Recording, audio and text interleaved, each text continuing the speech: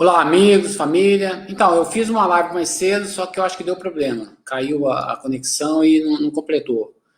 Estou aqui, meu nome é Helder Ferreira, para quem não me conhece. Esse é um diário, né? O terceiro dia do jejum intermitente que eu estou fazendo de 120 horas. Iniciei no dia primeiro, às 2 horas da tarde. E o meu objetivo nesse jejum de longa duração é a renovação celular, autofagia e a desintoxicação do meu organismo.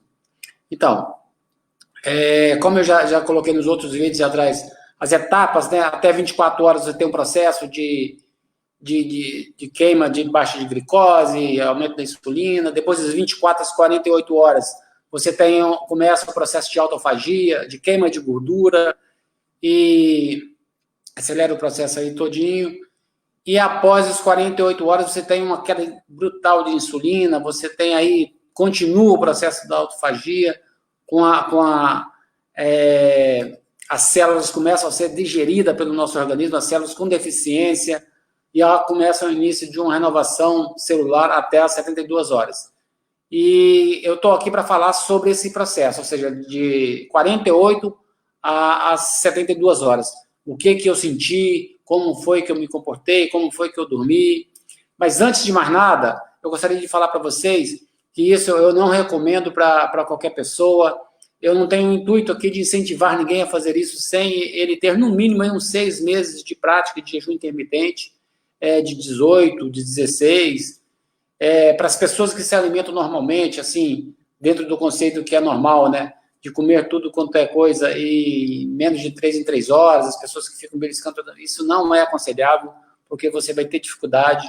Com 5 horas sem comer, você já sente um problema de baixa de glicose no sangue, e isso não é aconselhável, então, a fazer para essas pessoas que se alimentam dessa forma. Então, o que foi que eu senti, né, durante os de 48, 2 horas de ontem, até hoje, até 2 horas. Agora já tenho 74.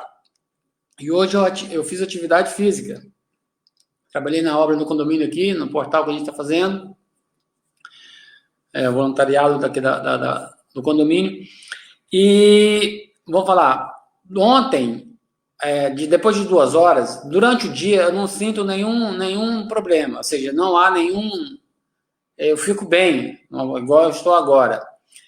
O que acontece é que quando chega o início da noite, depois de 9 horas, quando eu começo quando eu vou para o processo de dormir, aí meu metabolismo parece que abaixa, aí sim eu sinto um pouco de...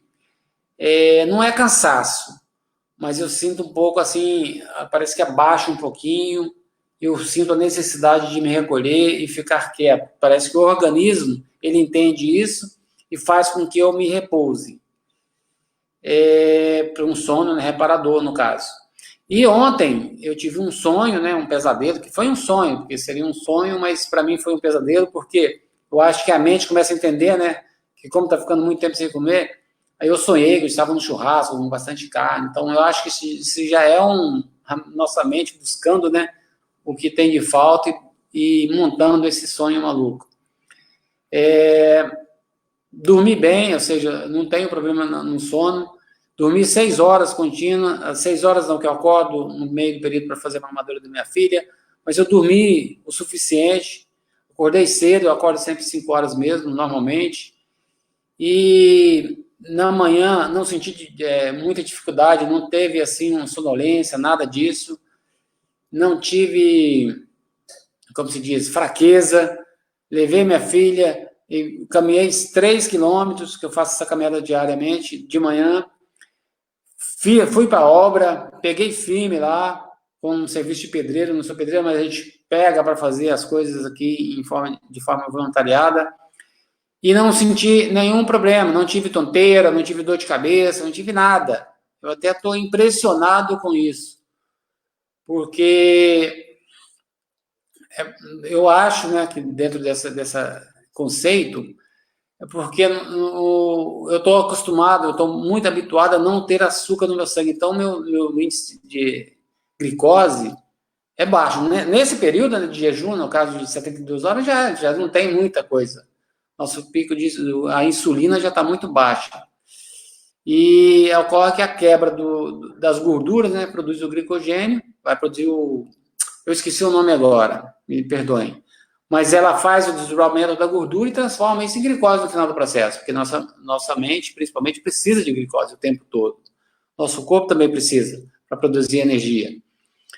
E o meu peso, eu iniciei esse processo com 76,5, hoje eu pesei na parte da manhã, eu estava com 74,5. Eu acredito que eu perdi um pouquinho mais ainda, um pouquinho hoje. Acredito que no final do processo eu devo estar com 72,5, 73.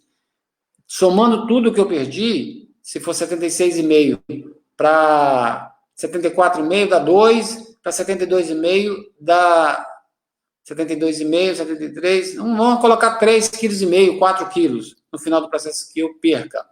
Se eu perder esses 4 quilos, isso não significa que é gordura. Na verdade, aí eu vou estar perdendo um pouquinho de massa. Eu acredito que eu perco um pouco de glicogênio por causa da massa magra. E também devo perder líquidos e um pouco de gordura.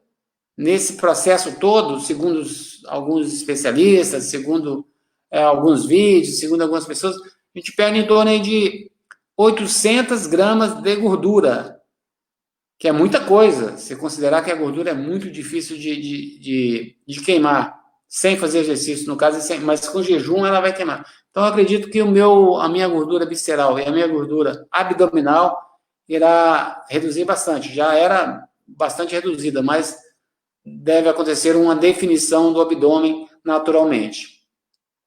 Então, é isso aí que eu gostaria de passar para todo mundo.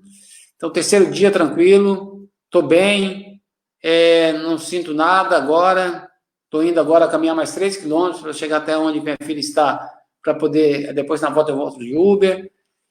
Então, eu dou assim, a minha mente está tranquila, estou com nível de percepção bastante boa, meu pensamento está equilibrado, está tranquilo, não tenho pensamentos voltados para comida, para alimentação, já tenho essa prática, né, há muito tempo, eu tenho essa facilidade. É óbvio que isso, em relação às outras pessoas, eu acredito 100% que não é a mesma coisa, cada um tem seu tipo de pensar, seu tipo de agir, sua atitude. Então, há pessoas que fazem jejuns prolongados que descrevem um tormento, um sofrimento absurdo, que eu acho que é em função da alimentação dele, que não é adequada. Aí as pessoas fazem isso, às vezes por modismo, às vezes para ganhar likes, para ganhar visualizações dos vídeos que eles têm lá no YouTube, mas apresentam, às vezes, que na minha concepção é algo irreal, porque eles colocam uma foto deles gordos, daqui a pouco eles magrinhos. Isso, na verdade, não se consegue no processo de 120 horas. Você vai conseguir se você ficar 300 horas de jejum, uns 15 a 20 dias, sem comer, só bebendo água. Eu acredito que aí sim, a pessoa perde bastante massa magra e gordura. Mas esses jejuns, assim, até 120 horas, não acontece isso. Do contrário, eu deveria, no final desse processo, deveria, né, no caso, quando chegar às 120 horas, estar totalmente seco, sem nenhuma gordura no meu corpo, o que não vai acontecer, eu tenho certeza disso. Tá bom? Então é isso aí, terceiro dia, estou muito bem, e vamos partir para o quarto dia, bebendo água, tomando café sem açúcar, não estou bebendo muito café, mas eu tomo de manhã, um no meio-dia e no final do dia. Chás, eu estou fazendo chá de folha de goiaba, tenho chá de outras coisas aqui que eu estou fazendo, mas não muito também. Basicamente água. Água, 2 a 3 litros por dia também, não estou bebendo água toda hora também. Então, estou me sentindo muito bem, muito feliz com essa experiência, que é para poder tentar desintoxicar meu organismo e recomeçar esse processo de estar saindo da quarentena novinho, porque na teoria do Dr. Washington, é um nome japonês esquisito, ele ganhou o prêmio Nobel em função desse estudo dele, que fala que as células degeneram, né? Elas comem, o nosso organismo come as células deficitárias, ela destrói, porque ela entende que com um período longo, ele tem que eliminar o que não presta, o que está capenga, né? O que está não funcionando corretamente. Então, o nosso organismo tem que eliminar para economizar energia. Essa é a linha de pensamento dessa teoria do Dr. Yoshio Yashito, Prêmio Nobel de 2017 de Medicina e Fisiologia. Então, eu não estou fazendo isso sem fundamentos científicos, já que essa questão de científico está em moda. Estou fazendo isso me baseando em estudos científicos e não tem como contestar, né, um prêmio Nobel de Medicina e Fisiologia de 2016. Ok? Um abraço e vamos que vamos.